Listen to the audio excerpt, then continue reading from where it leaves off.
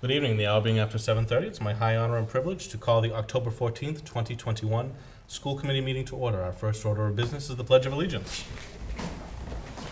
I pledge allegiance to the flag of the United States of America and to the republic for which it stands, one nation, under God, indivisible, with liberty and justice for all. Excellent. Well, welcome everyone. We have a pretty jam-packed agenda, our pre-town meeting. Our second order of business is the Walpole High School student report. We have Representative Grace Ryan who will give us a report. Good evening, I am Grace and I'm a junior at the high school. The past couple weeks have been very busy at the high school. Last Thursday and Friday, grades 9 through 11 had picture day. Also last week, progress reports were sent out to each student, marking the halfway point of the first term. Yesterday, sophomores and juniors took part in the PSATs. Freshmen went to all their classes for the day as usual, and sophomores and juniors joined them for the last two blocks. Seniors had the opportunity to use the day to do college work from home. Last week, students and teachers were introduced to ClassWise. Teachers use ClassWise to both monitor students' Chromebook activity, but also share websites and tabs for students to work off of. Students can have a tab blocked or their internet turned off if the teacher deems necessary. Fall sports are just over halfway through their seasons and have seen some great success. Notably, the field hockey team remains undefeated with 11 wins. Support at games among students has been big this fall, especially for football games where there has been a loud student section for both home and away games. Also, winter sports registration is now open. Clubs are in full swing at the high school. There are several new clubs, including the Investment Club, Women's Self-Defense Club, and Trivia Club. A couple weeks ago, the Community Service Club and Green Team partnered to clean up trash around the school. Triumph had a coat drive this past week to distribute winter coats to families in need. Also, the UNICEF Club has planned a trunk or treat for kids in the community to collect candy and play games on October 24th. Lastly, Student Council has all of its members for the year, with the freshman representatives now elected. We have a lot planned for the coming weeks, including fall cleanup for families around town and the Wall of Hope to raise money for breast cancer awareness. Also, a candy drive is planned for October 30th. Thank you for your time. Thank you very much, Representative Ryan. Questions for Ms. Ryan? I did notice the annual pumpkins outside of the high school over there that the swim team does, and Yep. I really loved how many different community service volunteer opportunities there have been as we kind of start the year off, and that's, I think, such a great part of your report. So thank you very much, and please feel free to hang out as long as you're able. We really appreciate your update. Seeing no further questions, we'll move on to new business. Our first order of new business is Ms. Jacenio Castro, our DEI and METCO Director, who will provide an update to the implementation strategies currently in place, practice to design to foster a positive and inclusive environment in the Walpole Public Schools. Ms. Castro, we've saved our opening, the best for last in our opening of school update, so please come on down and give us your update. All right, good evening. Hello. Thank you for having me. I put together a slide that just talks a little bit at a glance of what this year's looking like. Very, very busy. So yeah, we can get right into it. Please. So we started out our school year with our ice cream social, our back to school ice cream social. We do this every year. I think next year would be great if we do it in Walpole. We did it in Boston. So can you see, Carrie? I'm sorry. Okay. So this is a photo taken from our back to school ice cream social that happened in August. We then opened up the school year with Dr. Warnham, KW Diversity, who launched us with our work on cultural proficiency and gave us some tools and some strategies. It was virtual. It would have been nice to have been in person, but it was great, and I've gotten great feedback on her presentation. So these are some of the photos of our kiddos at one of our elementary schools, some of the back-to-school photos. Some more photos of our kids. MEPCO headquarters has opened up a brand new building. So we took a ride last week, myself, Dr. Goff, Bridget, assistant principal at the high school, and we took the ride in to see the grand opening. It was great. There was lots of other districts there. Very historical because the MEPCO program has been in the same location for over 50 years. So this is a really big deal, and it's a beautiful space and a great place to host meetings, invite the school committee to Boston, so it's a beautiful space. So we were part of that. It was great for Walpole to be a part of that. So now looking at our diversity, equity, and inclusion, I thought it would be helpful just to share some of the goals that, that we crafted. Definitely working on creating and developing an equity task force. That would be all stakeholders across the district, teachers, possibly school nurses, everyone coming together to do the work of equity. Almost like training the trainer. That's kind of the work that we're gonna be doing. Something that I'm very passionate about is putting together an Educators of Color affinity space, kind of seeing who's here. This year, we are now members of the Massachusetts Partnership for Diversity in Education, and it's a resource that we are partnering with on how to diversify our staff. So as part of that, I thought it was important to kind of start with, you know, who do we have here that's already working in our community? So that's very exciting. And then also looking at defining equity for our district, and how do we apply that in everything that we do? That's one of our other goals. So the potential, the next steps and meetings that are gonna be coming up are school department meetings, meeting with different department heads, our district SEL committee partnering, because some of our goals kind of align together. So doing some collaboration there, partnering with the school committee, finding a time to meet with you and discuss what some of your goals are, student clubs, and et cetera. External stakeholders, some that I have already met with but look forward to continue to network with, are the Walpole clergy, Walpole Police Department, our fire department, and including town hall as well. And continued development of our equity task force, kind of, you know, making that grow, and additional professional development opportunities for our staff and our teachers. So we did meet, I did send an email out and did have a meeting with our educators of color, and it was so exciting. It was really nice to hear what brought people to Walpole. It was really, really nice. Lots of longevity there. So this is, we did this for the first time yesterday. I think it's the first time that it's been done as well. So it's very, very exciting, but I'm looking forward to this growing, and hopefully when I have an opportunity to do an end of year report, you'll see more of this. And then lastly, we invited Ron Jones as part of our diversity, equity, and inclusion work. We received a grant last year, and Ron Jones is from Diversity Dialogues, and he's doing a 4-part series with the high school staff. And so these are just photos from the first series that he did with our high school staff on diversity and living the civil discourse.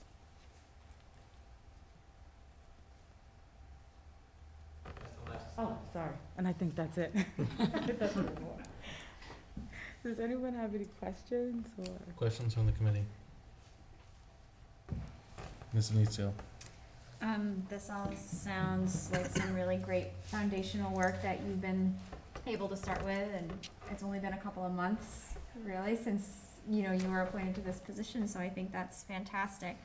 And I have a question, because we've been saying from day one that, you know, DEI work can't just be Jasenia's responsibility.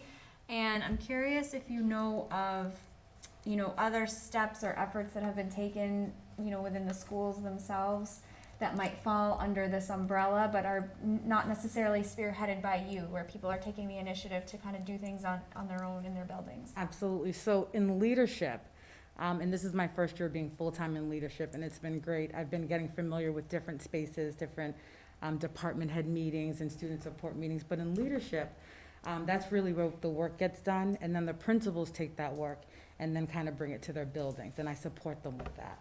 So that's a great question, because that is kind of my bumper sticker, like the work can't live with me, it's all of our work. We all have to be included in it. But absolutely, leadership is a part of that process. Further questions or comments? Mrs. Gallivan? Welcome, Ms. Castro. It's great to have you here. I was just thinking about the professional development that you've done so far with Dr. Warnham and with Ron Jones.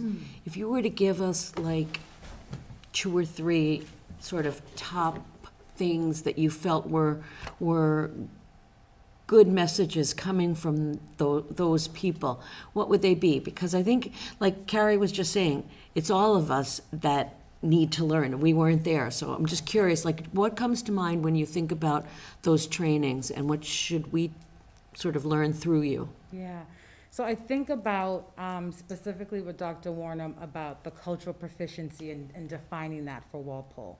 Really coming up with some common language so that we are all in agreement with, our definitions of cultural proficiency, cultural humility. I think with Ron, it's equity, thinking about how we look at equity and using equity lens. But this is still the very, very beginning of kind of my entryway into this, so it's still a lot of like crafting out kind of what this will look like. But I think definitely some continued professional development and kind of working with everyone. Great, thank you. Further questions or comments? Dr. Goff? Just Sunny, it was great to see, thank you for arranging for us to go to the MECO grand opening. It was really interesting and fascinating to see, the history of the MECO program and how Walpole was right in there from, I think it was, 1977? Yeah. We were one of the first, and I believe our 55th year Will is be next year. So we really should see if we could Celebrate. look and get alumni, and Absolutely. it was pretty amazing to see Walpole's contribution, to the program. Absolutely. And I welcome the school committee to come and visit. I can set the transportation, let's take a ride and, go and experience the history that's there. It's really, really fabulous. And we're part of it because we are a MECO community, so I welcome that. Further questions or comments? Mr. Ahern? Just a quick question. This can be a tough topic for our educators. And you mentioned a couple different threads that each of the presenters was speaking about. I just wanted to kind of get your take on, how that goes together and how, things going on in individual schools work together, and, just making sure the pace is, appropriate and everybody's, being heard. And So it's a very slow pace. And it starts with our leadership team, because that's where it has to kind of trickle down from. But part of this is also me building relationships with individuals, because that's got to be a part of it too, as far as like, if we're going to engage together and work together on this very, very important, this important work of diversity, equity, inclusion, there has to be a relational piece so that we're in agreement with the work that we're doing, if that makes sense. But for the short amount of time that I've been in it, it's been very, very helpful, because it has been very much kind of like a shared effort with leadership. We're starting there, that's where we're having the conversation, and that's where kind of the work is happening so that it can trickle down to the schools. I will say I'm truly enjoying just being in our schools. It's really, really nice. Schools that don't have students in the MECO program, just to be amongst kids, it's just great. So I think the relationship building is core to this work. yeah, thank you. I'd love to hear that. Denise Young and Mrs. Gallagher. And just to add to that, I think, in the last couple of months, I've seen you at least 3 different community events that aren't necessarily directly related to your job description, but you're there and you're making those community connections. And I think what you said about, interfacing with the external stakeholders in town is really, really important too. So I think I want to emphasize that aspect of your role, that you are taking a really broad lens to the work and making it work of the community in addition to just, the schools. So I think that's important to emphasize. Mrs. Gallagher? Related to that, I just wanted to bring up the fact that we've talked about some of the students that we get most concerned about are the ones who are new to Walpole, regardless of, where they have moved from. And we talked about not overwhelming you in your responsibilities right off the bat, but I think principals go out of their way to try to make connections with new families. But I think that knowing your personality, that's something that you'd be really helpful with too, because it's hard, especially, as kids get older. But it's hard at any point, for some kids when they're new to a community. Right. Just a comment that I didn't want you to be talked about without hearing it directly. Mr. Ahern? Sorry, I'm not sure if this is the right time. I was just wondering what the current enrollment, the Medco enrollment is in our district. So we currently have 28 students in grades 1 through 11. We have no current graduating seniors. There were lots of efforts to increase our enrollment last year, but there's so many challenges because lots of families are moving out of the city of Boston, and City of Boston residency is a huge piece. It's a requirement to be in the METCO program. So lots of transitions happened over the summer. Families selected charter schools instead of coming here. Some thought it was too far. So there's just a trend worldwide too that enrollment is down. Not worldwide, but in Massachusetts, enrollment numbers are low. But we're working with the METCO office. We're partnering, looking at some creative ways possibly to enroll. Maybe looking at possibly different grades or something like that, just, being a little creative so that we can at least keep to at least 30.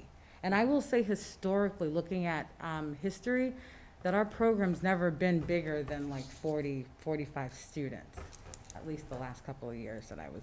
So we were never 100 or anything like that, just so people understand. We've always been a kind of a small program.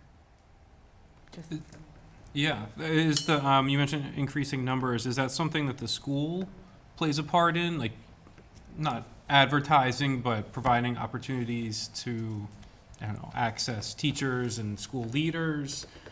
You mean different, Well, you mentioned, when you mentioned increasing enrollment and reaching out to families and being available, is there an advertising piece for Walpole? And maybe that's not your question, maybe Nope, it's for. I'll clarify. So METCO directors work closely with the CEO of METCO HQ.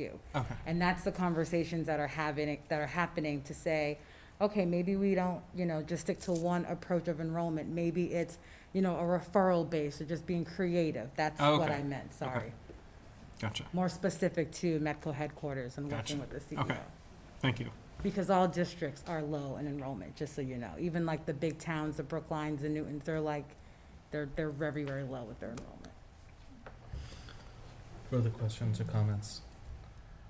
Well, Ms. Castro, thank you so much for joining us. We want and know you'll succeed in this work as you've set out to do it. And please, as you said, give us those opportunities to interface and be present and support your program. And I think maybe a little later in the year, we'll have you back in after the break. It'll be a little bit longer, but yeah. Excellent. And that'll be wonderful. So right. thank you very much for coming out this evening. Thank you. Thank Thank you. you. Look forward to seeing you soon. Moving on to our next order of business is our student activity account update. For this riveting update, we will have Mr. Mike Fisher. I have my calculator out, as is Mrs. Gallivan. We're ready to go. So I'll just give you, in your packet is a list of every school with every club and then the balances that are in each club. And I just want to read a few highlights for people who aren't familiar with student activity accounts. So student activity accounts are overseen by the building principals with day-to-day support by one secretary in each building. The management of the student activity accounts is also supported by the business office to ensure that proper business practices are followed at all times. Student activity accounts are pass-through accounts, and they are designed to hold payments from families temporarily until an activity or an event takes place and an invoice or stipend has to be paid.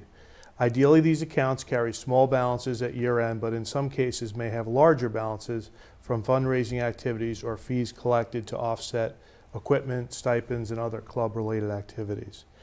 The important difference between student activity accounts and the school's operating budget accounts is that student activity accounts hold funds collected for activities from families, and the school's operating budget accounts are funded through town-appropriated funds. Each account is audited once every 3 years to ensure that funds are being managed appropriately. Any findings are addressed by the business office, and follow-up is provided with each school. So I'd be happy to answer any questions. I know there's some balances that probably would prompt some questions. Questions from the committee? I have a couple, if no one else does. Thank you, Mike. I know these are kind of sometimes small fry accounts. I see this $1.02 in the assignment notebook at Boyden School, but obviously there's nothing really old here, and this is something that is fluid, and I see Tri-Am is a music honor society that's newer. So I guess my two questions would be, one, is there a way that this could like, let's say I'm someone who wants to give back to the school. I know a lot of times people will just give a general donation to, let's say, boarding school. Is there a way for someone to kind of interface and say, well, actually, I like music, there's a club I could give to, or an account I could, is there like an easier way to interface to that? Like a Or- point person, you mean, Like a, to not a, direct you? per Or se, like if someone called and said, I want to give like $1,000 donation to the school department, is there a way for us to maybe say, here's a list of clubs and organizations you could perhaps give to? I think what I would do is say which school are you interested in giving to, Mhm. and then I would put them directly in touch with the school, because the school may have some needs that I'm not aware of or my office isn't aware of. But you can see that there's a wide variety of things within student activity. They could donate directly to a club, or they could give to the gift account and earmark it for a particular cause that they want to support. Either one would be, completely appropriate. And my second, just real quick question would be, so let's say a club dies or goes by the wayside. I see this, obviously, Align German Exchange. We don't teach German anymore, so that's sort of phased out. What happens to those funds? Do they roll back into a general gift account if let's say, the club no longer meets, or the purpose kind of ceases to be? How does that work? So there's a process there where it's the principal's discretion. The principals really have a lot of power in the student activity accounts it's their discretion about how the funds are used. They can direct a person to take funds from one account and put it into another, as long as the people who are in charge of that account are aware of it, that the funds are moving, and obviously the one receiving the funds is aware of it as well. We do that a lot with the class dues. If a class graduates and they do a gift and then there's still some balance there, they can gift it to another class as part of their balance. Excellent. Anything further on this? Ms. Denizio? I'm noticing a pretty large discrepancy between the accounts at Byrd and the accounts at Johnson. And I'm wondering if there's any specific reason. I guess I would expect maybe that the two schools would be fairly well balanced, or unless I'm misinterpreting what is going on. So are you looking at like the camp ones specifically? Which ones Well, specifically? the totals, I mean, one is $20,000 and one is $58,000, which seems like a pretty significant differential. Right. And I do see that there are about $14,000, $15,000 in scholarship categories at Johnson that don't exist at Byrd, so. Okay, it's a great question. I think Johnson has done traditionally fundraising at that school specifically targeted towards the trips, because they've, over the years, have gotten more and more expensive. So they've been very successful. They run tournaments and all kinds of fundraising efforts for that. I think Byrd does fundraising, but not at the level that Johnson is doing it. So they're able to supplement more. I did talk to the secretary and principal at Johnson the other day about this, and I think what I suggested that they do, because student activity accounts should have a relatively low balance, because it's a family pays for something, the activity happens, and then it's paid for, and it should be relatively net zero. So they can build up some balances in scholarships, that's okay, but the other balance in the upper account, what I suggested they do was lower the fee for the students coming in this year and start to whittle away at that fee to get it closer to zero. It's not a good place in the regular camp account to have money sitting there. So that's part of that discrepancy there, and they'll work on that this year to get those fund levels down. Okay. I guess my concern was that perhaps there were some opportunities existing at one of the schools and not at the other for students maybe to have some things funded through donations or fundraising, or just different, varying levels of activity options for kids. And we would hope that they would be relatively even, right? Right. So, Yeah, I think there are efforts there, but inevitably, some schools are just more successful at doing it, or they have people who make particular donations. Anyone can donate, to Mr. Buckley's point, anyone can donate to any club, so that could be a level of that going on as well. okay, thank you. Hopefully this won't be an issue in a couple of years. We'll only have one school. That's right. Club account. Further questions on this matter? Mrs. Gallivan? Just to be clear, at the high school, they collect class dues, correct? Correct. And is it right that the dues kind of accumulate towards senior year, so it's not so expensive in any one year? And that would be part of the reason that there'll be sort of a continual balance in the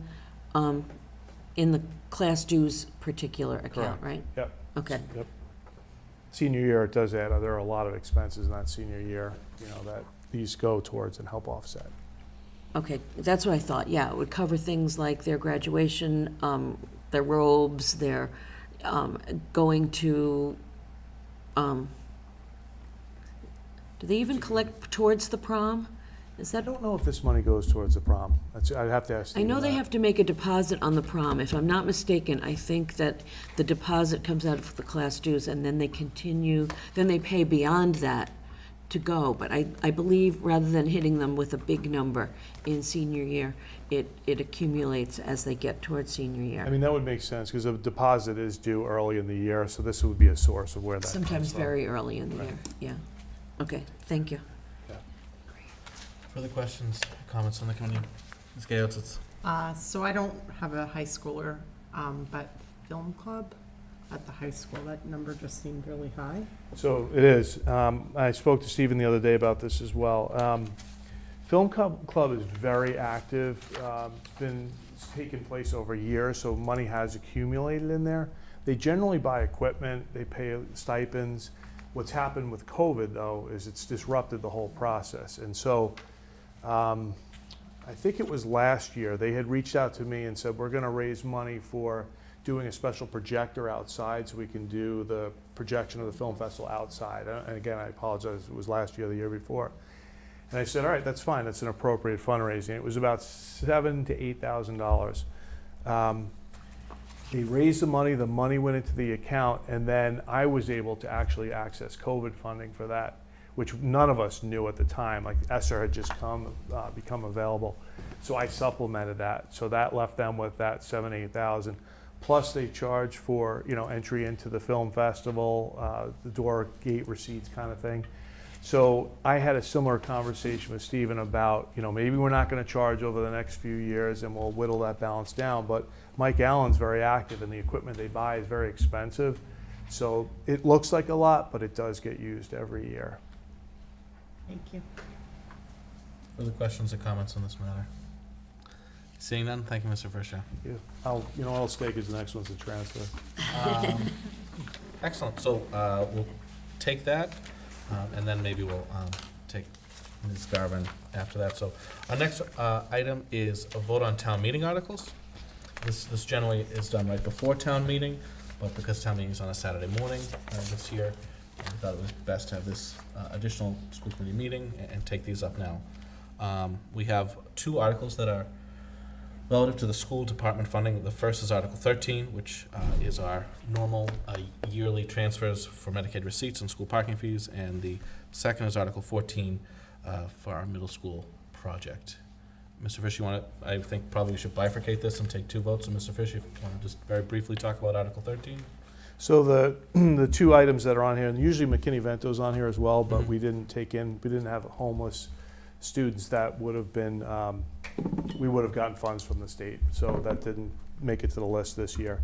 Medicaid is for general services provided through Mass Health and to our students, and we get a portion of that reimbursed to us. Unfortunately, it doesn't happen that year when those services are being delivered. It happens in the next year. So it turns into free cash, and then we have to go to the town to get those receipts for those services that we provided in the prior year. If we didn't do that, we would have to raise our special ed budget to accommodate the things that are paid for through Medicaid. Those are some salaries that are paid of our staff, all obviously special ed related, and our summer program at Elm Street, where a special needs program that takes place there. All that would have to be funded through the special ed budget if we didn't receive these funds for Medicaid. So that's what it offsets, and that's why we do that. And the town is aware of it, and to your point, it's gone on for far before I was even here. Thanks. Questions for Mr. Fisher on Article 13? Mrs. Galligan. Just two quick ones. The Medicaid money used to be a lot more than what it is right now. Are you hearing anything about it recovering to a better point, or is it just going to stay at this level as far as you know? It's a good question. So it is trending back upward. Oh, good. They are more flexible with what they're willing to reimburse on. Okay. So Kathy Coleman, who manages Medicaid process in the special ed office, has given us indications that it's moving upward. So we're starting to keep an eye on that. Circuit breaker's doing the same thing as well. Good. Generally, we're going the opposite direction Yeah. as we've experienced, so positive news on that front. We'll keep an eye on it. I don't have a definitive figure yet. No, I'm just wondering, because sometimes you need us to sort of prod our legislators, to prioritize this, but if it's going in the right direction, Yeah. that's a good thing to know. And the other question is the parking fees. They used to be around the $35,000 mark, and now they're at the $2,100. So that's a kind of significant decrease. Do we have fewer parking spaces, or is it because of COVID, or? It's exactly that, it's COVID. So we were, when we had the cohorts, Yeah. one cohort would come in and pay for a spot, and another cohort would pay for another spot. That's after reimbursing everyone initially. So there was a lot of back and forth with parking last year. Long and short is the receipts came way down. Keeping in mind that this funding goes directly against our bus contract. So when this funding drops, and I budgeted 36,000, when it comes in at 21, obviously there's a shortfall. So I have plans to cover that. I don't think that's, I can manage that within our budget, but it will result in us having to find funds somewhere else to fill that gap that's there. And that is unusually low. I think we've hovered around between 30 and 36,000. And you expect it to be back at 35-ish, 36-ish for next year? I do. Okay, Yeah. great. Thanks, Mike. Further questions on Article number 13 rather. Seeing none, the chair will entertain a motion.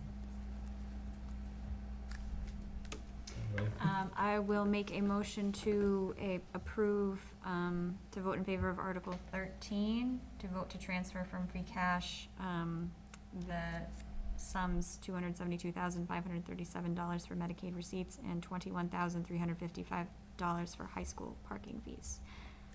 To the Second. FY21 school budget. A motion by Ms. Denizio, second by Mrs. Gallivan. All those in favor? Opposed, abstained, making sure I look to my left as well, don't want to leave you out, John. Our next order of business is obviously Article number 14, which is the middle school override question. This is a article which originated from this body a number of years ago. There's a tremendous amount of work that has gone into it. If members of the school, my colleagues who are on the school building authority may want to speak extremely briefly on it, please feel free to do so, Mark or Nancy. So the way it works with Article 14 is that the town meeting has to vote to appropriate the funds for the middle school project. In this case, in advance of the actual community vote to approve of the new school, hopefully approve of the new school. So it seems like it's putting the cart before the horse. I don't want to call it a technicality, but that does need to go before a town meeting as well, in addition to the community vote. To be clear, if town meeting were to decide that they don't want to appropriate the money, and the vote were positive on November 2nd, town meeting would have to be reconvened to reconsider allocating the money.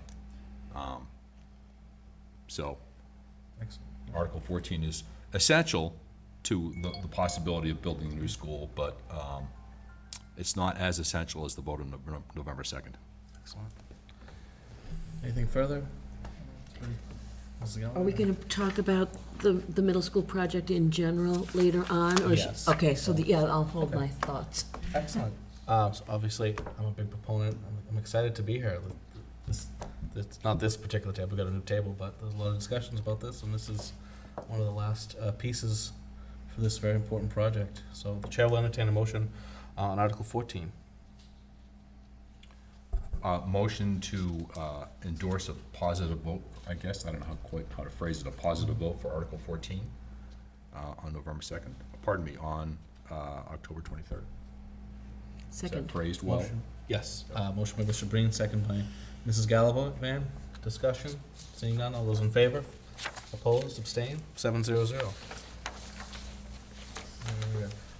If there is no objection, if we could perhaps take the COVID-19 update out of order and have Ms. Garvin come up, and we'll begin with Dr. Goff.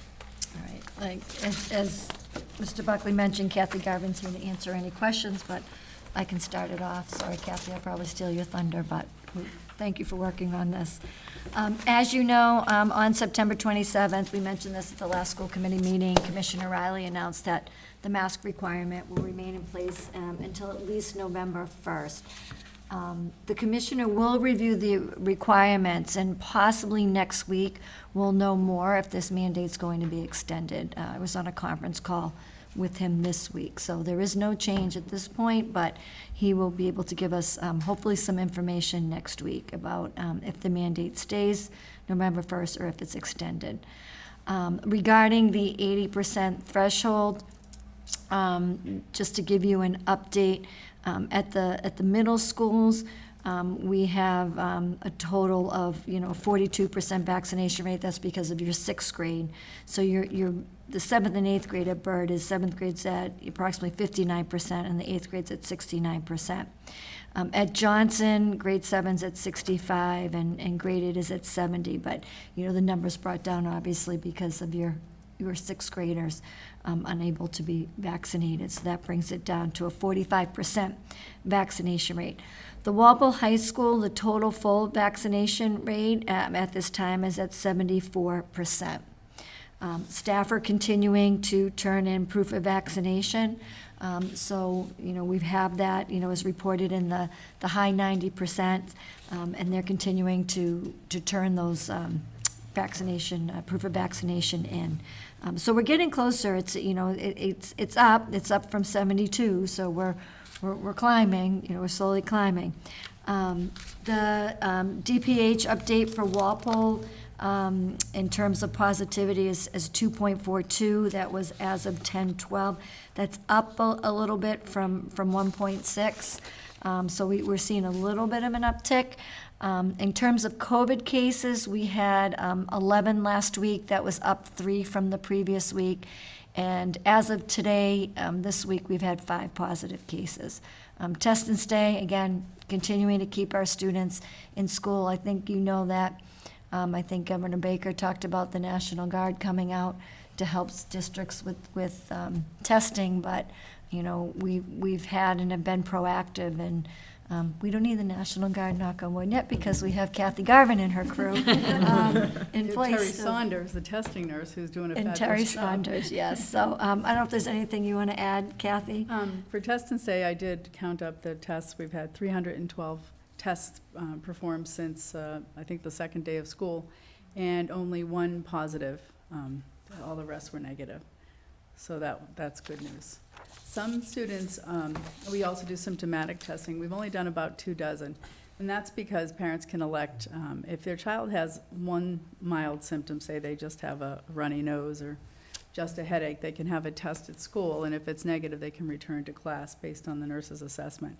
However, if they have a cough and a runny nose and a headache, if the test happens to be negative, we're still going to require a PCR, which is in keeping with the protocols that DESI's put forward because of the multiple symptoms. So sometimes a parent will say, well, if I'm going to have to get a PCR anyway, don't bother to swab them at school, which makes perfect sense. So, but some kids are also being tested at school and being able to go back into the class if they have a very mild symptom. So that's working well, too.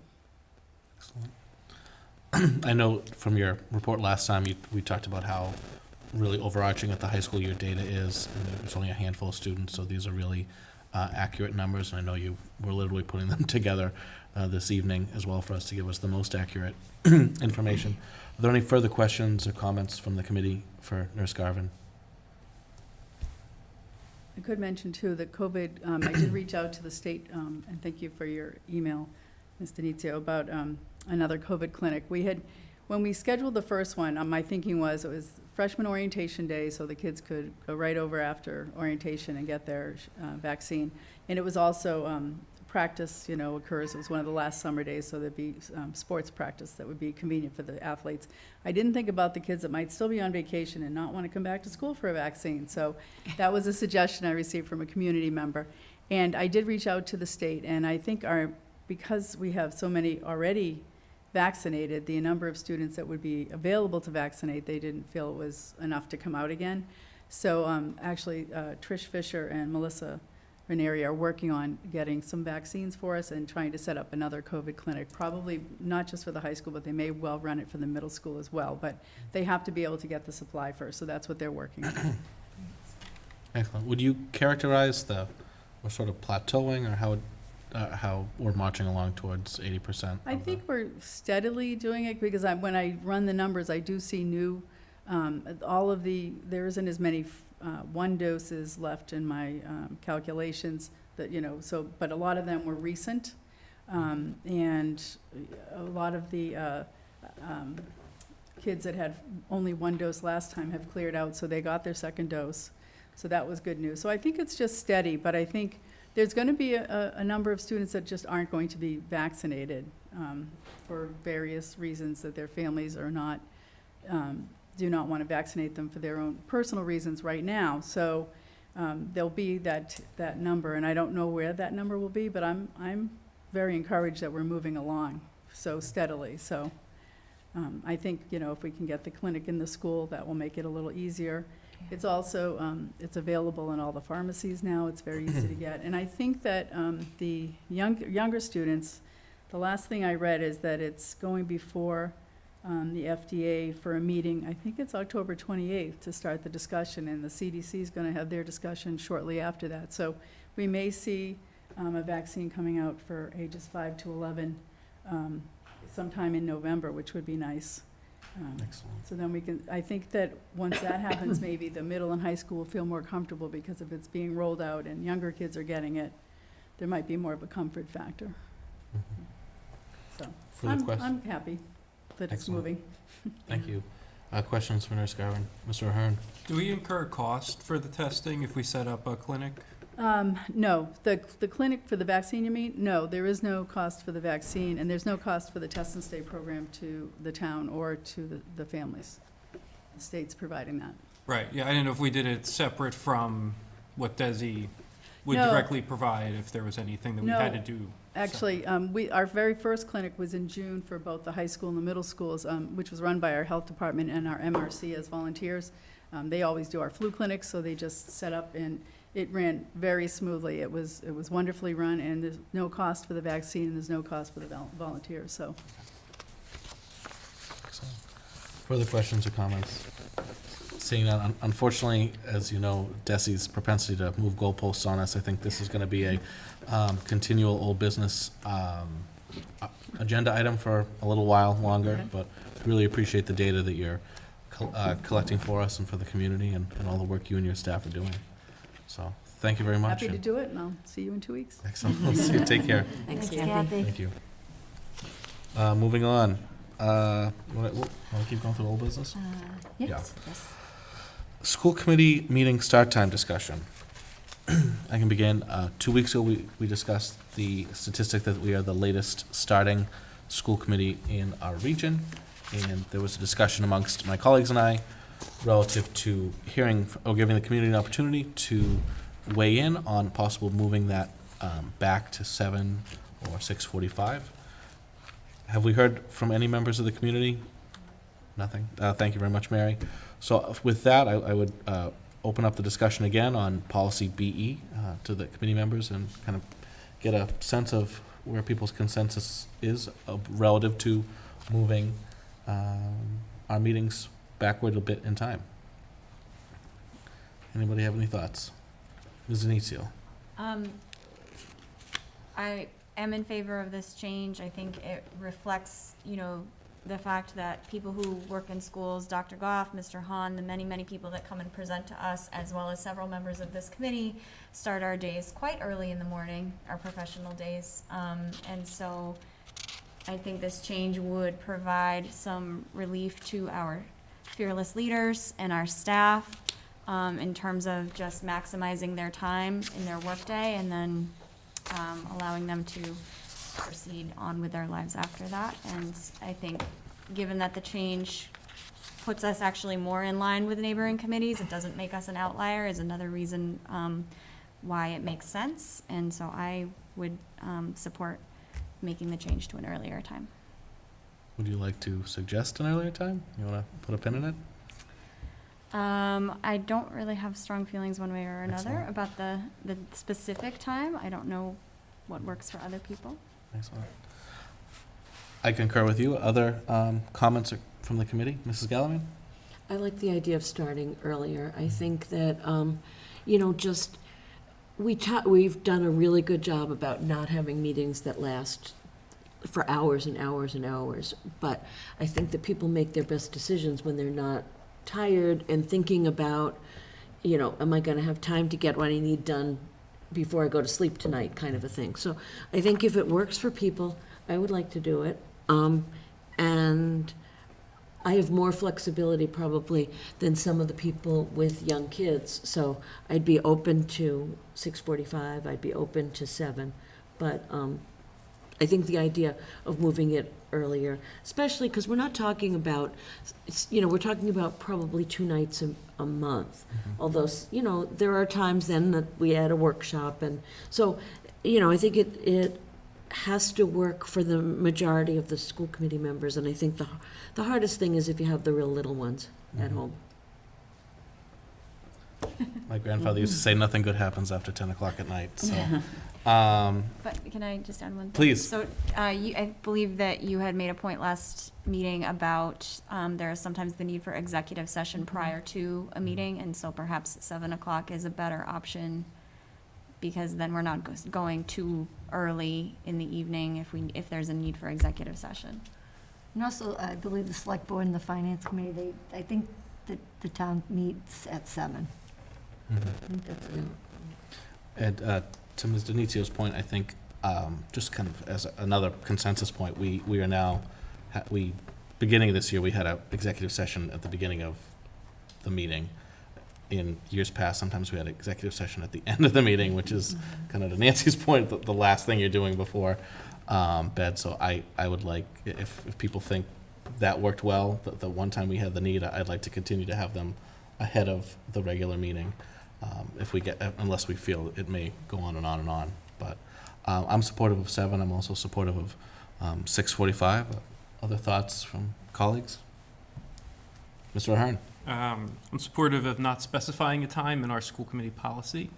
I think that pigeonholes us a little bit too much, and I don't really think there's a need to do that. Once we start operating under a time, as long as we continue the practice of publicizing it well ahead, and we can even state our plan is going forward to meet at a specific time. I think that's more than appropriate. Mrs. Galligan? I agree with that. I think that, sometimes you get too specific in your policy. So I don't think that there's a reason to put that in there, just like I don't think we always meet on the 2nd and 4th Thursday of the month. So I think that, striking the time completely is probably a good idea. I think it's the publicizing that has to happen so people understand. And I think we do a good job of getting information out because of our fearless leader, Mary, who's good at doing that.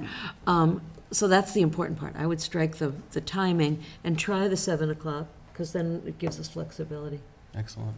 I would just note that it's my understanding that the reason 2nd and 4th is codified in BE is because the planning board has their meetings codified as 1st and 3rd for the space we occupy, although we're both sort of guilty of having things that don't align. But I do like the general guideposts of striving for 2nd and 4th. But if there's no other discussion or thoughts, Sean, if you want to make striking those 2 words in the form of a motion, the chair will entertain one.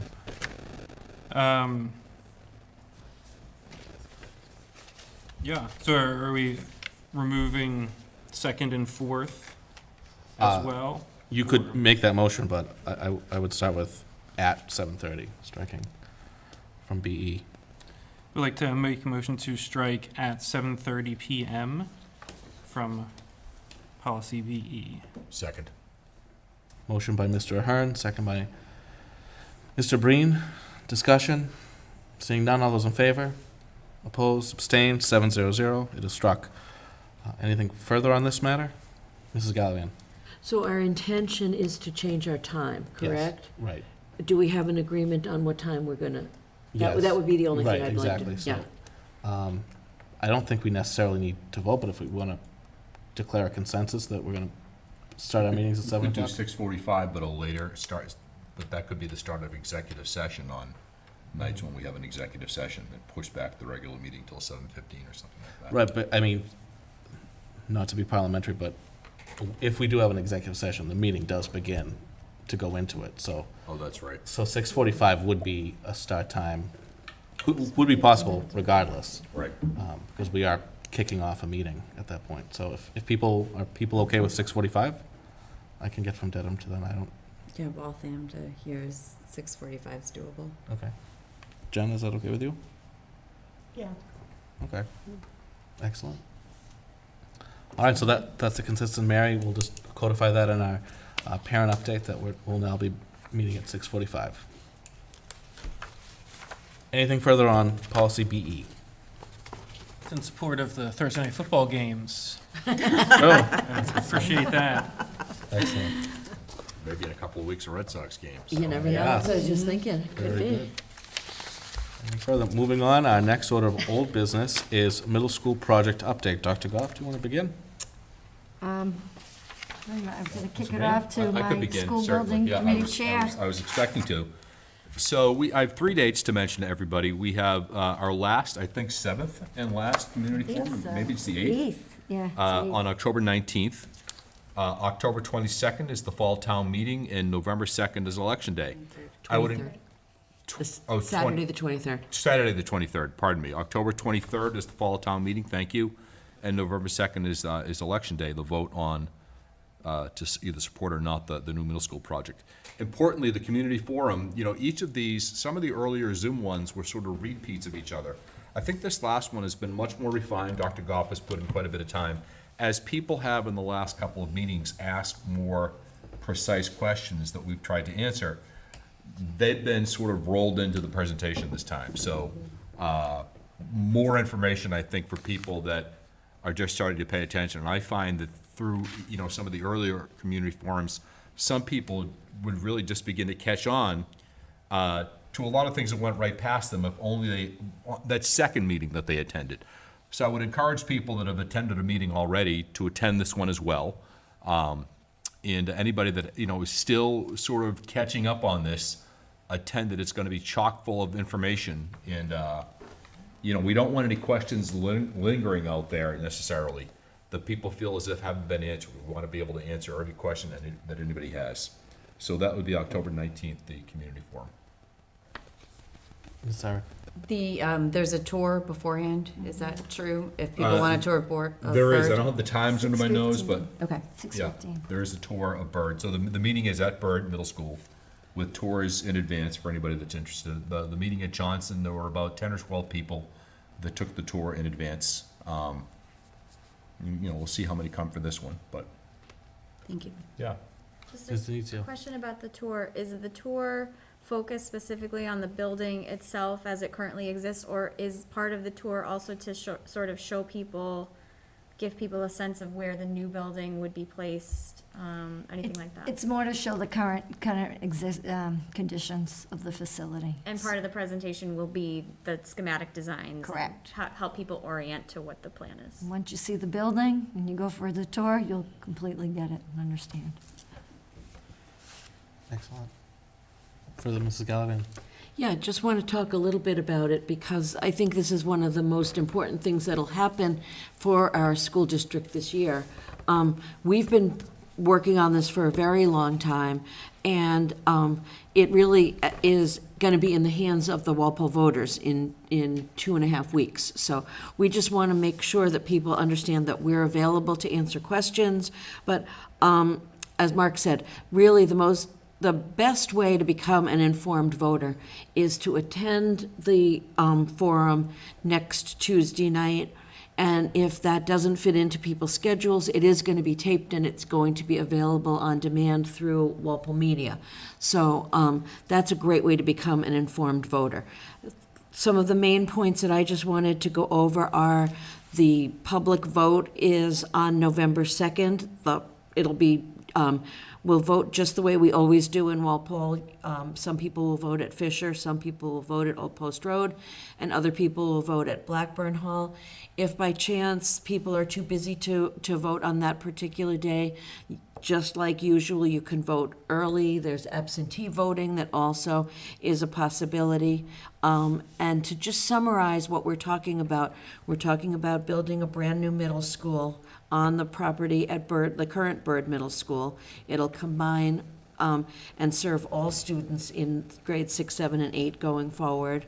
It's a state-of-the-art building that will make a huge difference in terms of what we can do in the areas of science and technology.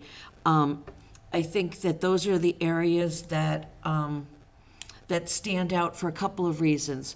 One, the current buildings were built in the 1960s, and just so much has changed in the world of science and technology since then. I also think that it's just like the basics. The bones of the building are good. There's cement buildings that are gonna, serve us, that have served us very well. But what's inside them, the wiring and the electricity was never meant to be handling the loads that they're handling right now. And the project that we've been working on has been extremely carefully vetted from an educational point of view, but also from a financial point of view. One of the great things about it is that we will qualify to receive $37 million from the state to help pay for this project.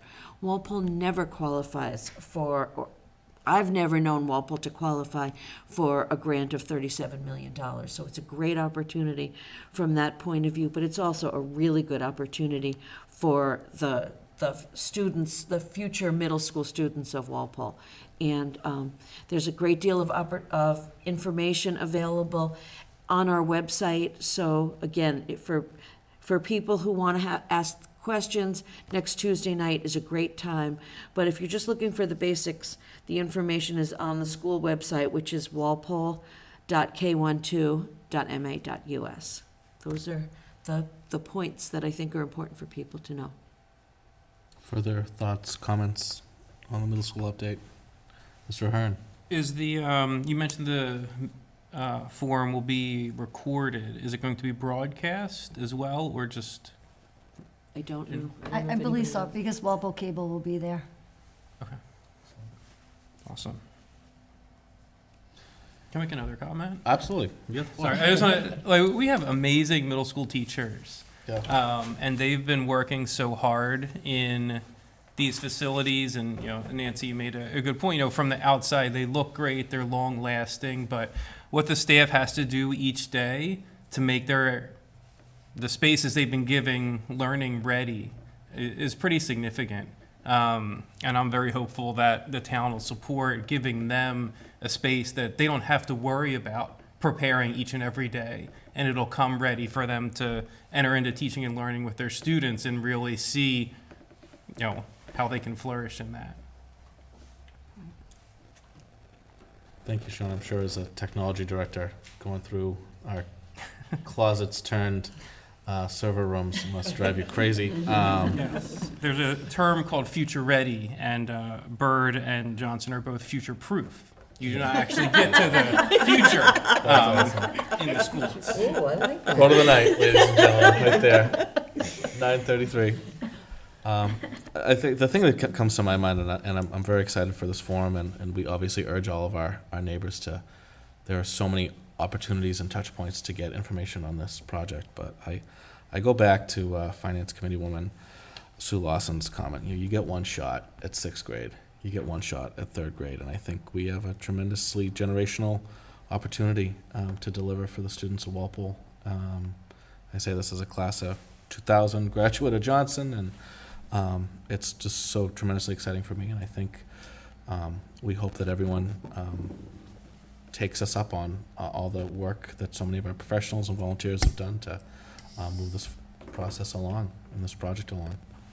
Anything further? Ms. Gayotis?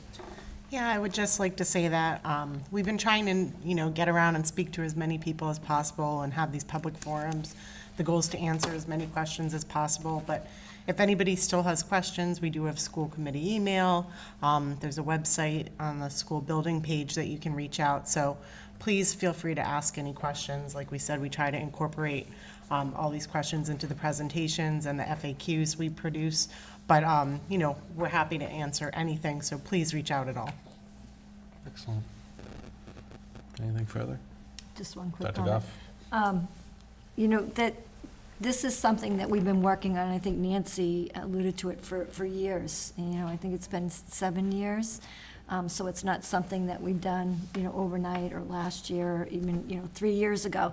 And, for the MSBA to accept us into this pipeline, when they did, just shows that there's a need for it. They don't do this for every school or every district.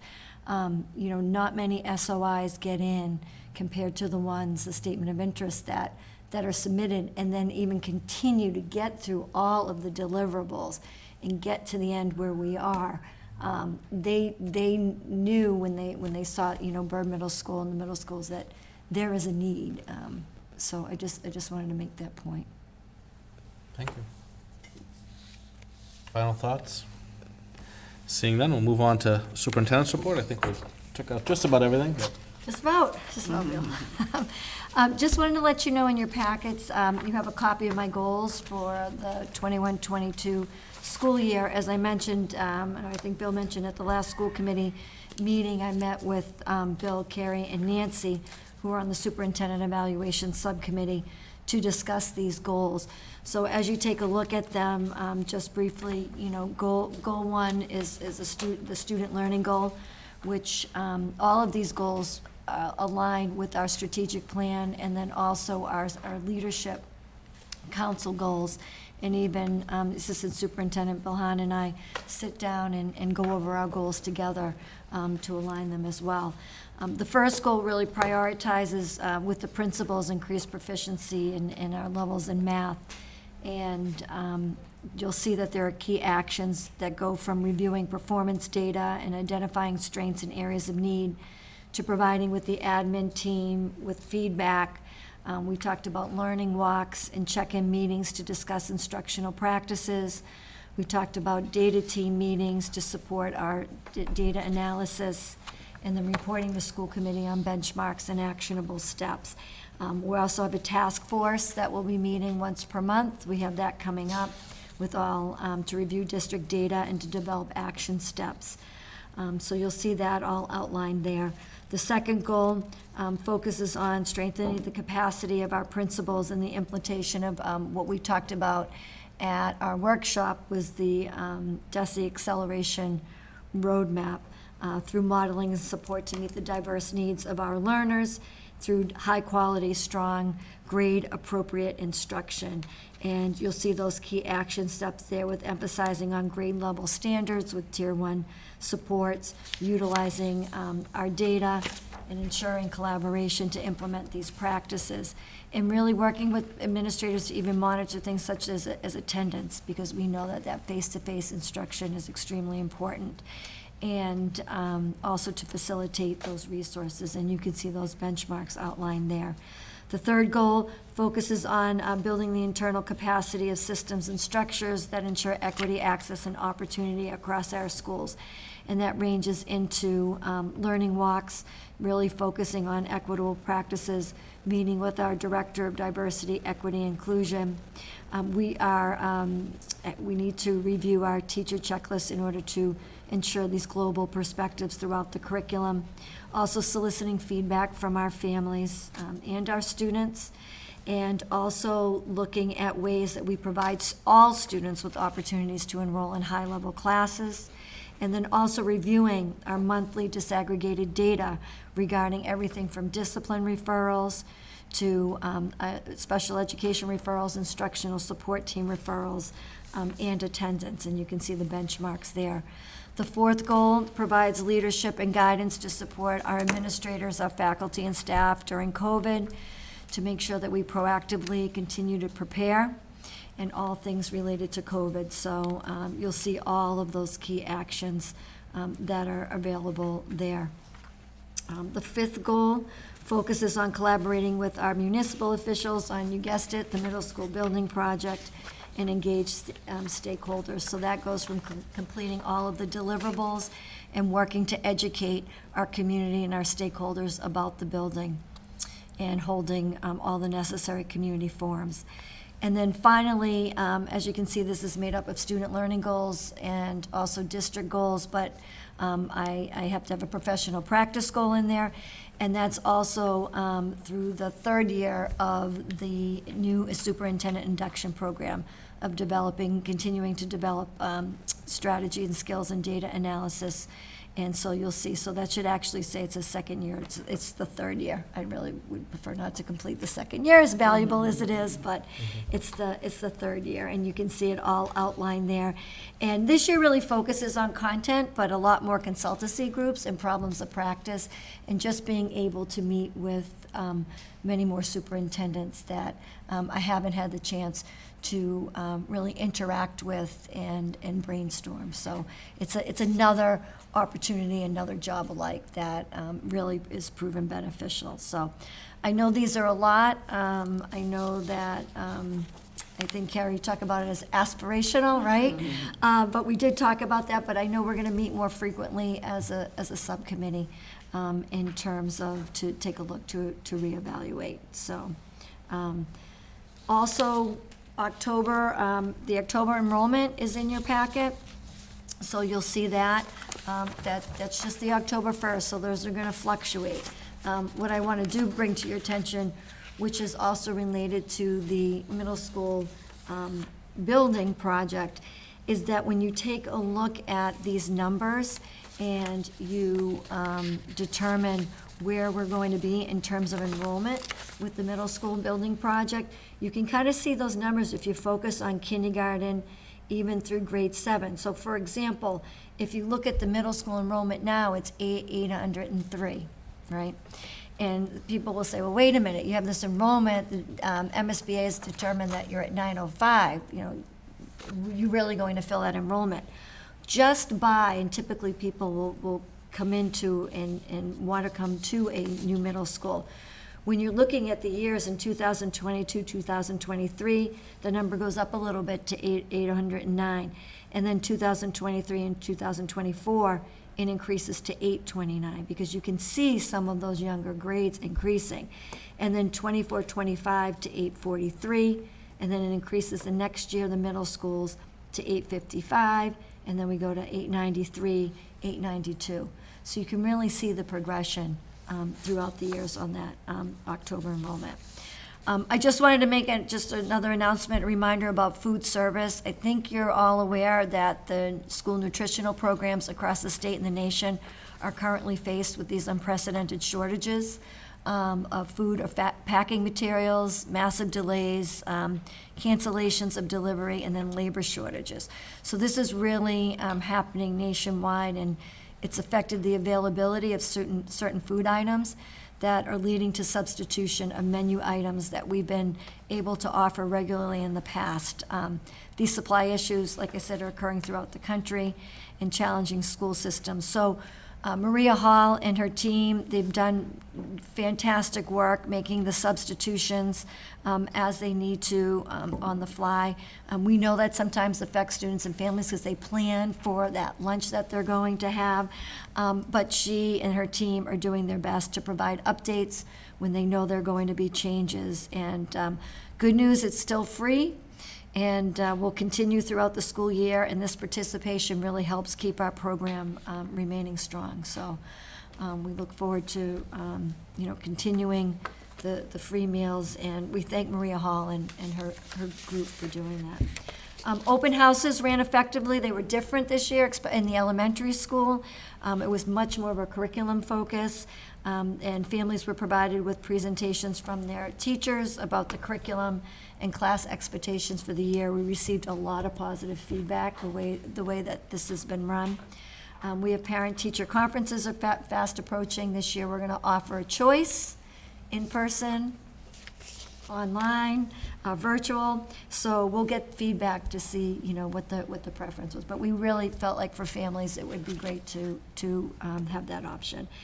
And you've already talked about the middle school building project, but I'm going to say it again. Prior to town meeting, prior to the November 1st public vote, there is one more chance to get information and detailed information about the new combined middle school.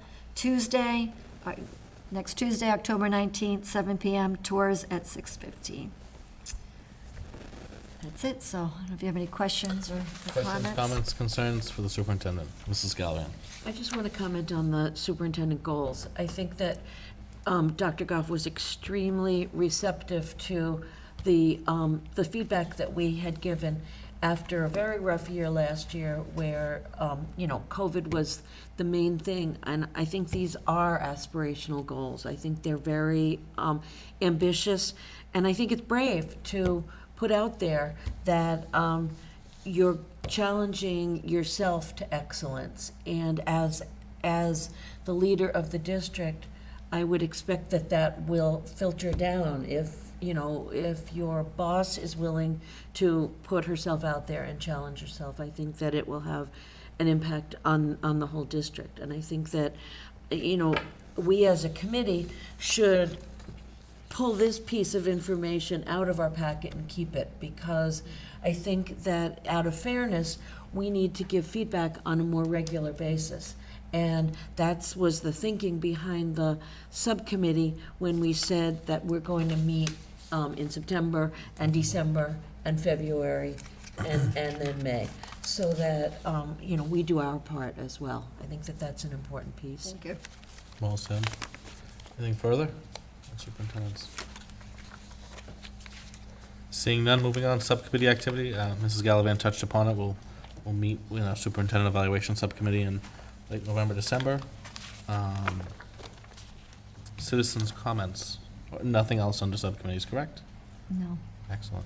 Citizens' comments, just want to, again, draw attention, we'll put in the notes, Fales, Leach, Rogers, and Cundy season is upon us. We're about halfway through the application window. We encourage, if you know anyone who is a Walpole High School graduate and current college or university student, to apply for that, and they have until month's end. Anything further? Mr. Ahern? A quick question about how do they apply? It is Good point. on the website, and we're going to send it out through Mary, and maybe we could also ask in the weekly individual school emails. Sometimes they have kind of wider school department events, so perhaps I can put it in this weekend or next weekend's. And then there's paper copies right outside Mary's. And door, too. there are paper copies outside of Mary's, so you get the internet and second floor town hall. Very I'll good. put it in my notes. And Dr. Goff will put it in her notes. Excellent. Anything further? Mr. Ahern, would you like to take approval of warrants, donations, and minutes? I would. I would like to make a motion to approve the following expense warrants for the amounts listed in your packet. Those are 222014 and 222015. Second. Motion by Mr. Ahern, second by Mr. Breen. All those in favor? Opposed, abstained, 700. I'd also like to make a motion to approve the following payroll warrants for the amounts listed in your packet. And those are 2214PA and 2214PB. Second. Motion by Mr. Ahern, second by Mr. Breen. All those in favor? Opposed, abstained, 700. Someone like to take gifts? Yes, I will make a motion to approve the following gifts and donations. To Elm Street School, Fisher School, and Boyden School from Bay State Textiles Recycling, $232. To Boyden School from State Street Foundation Incorporated, a general donation of $1,000. Second. Motion by Ms. Denizio, second by Ms. Cyrek. All those in favor? Opposed, abstained, 700. We thank the community for those generous donations. Would someone like to take minutes? Sure. Sarah? I would like to make a motion to approve the following minutes from September 28th Superintendent Evaluation Subcommittee meeting minutes and the September 30th, 2021 School Committee meeting minutes. Second. Motion by Ms. Cyrek, second by Ms. Denizio. All those in favor? Opposed? Abstained? 700. The chair would note that if we had started at 6:45, it would be 8:05 right now. So for the next time. Mr. Breen? I'd like to make a motion to adjourn. Second. Motion by Mr. Breen, second by Ms. Syrek. All those in favor? Opposed? Abstained? 700. Thank you very much. Have a very good evening.